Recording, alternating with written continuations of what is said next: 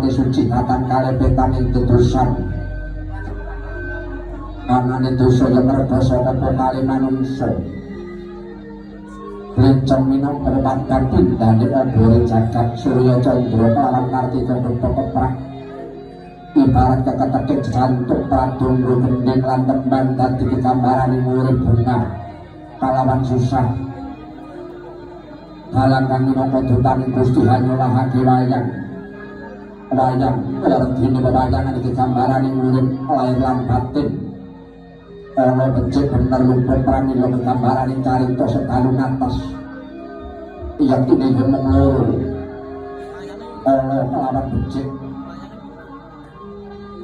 ingkang becik tinulato ingkang ana sikirana sapa kang disini Allah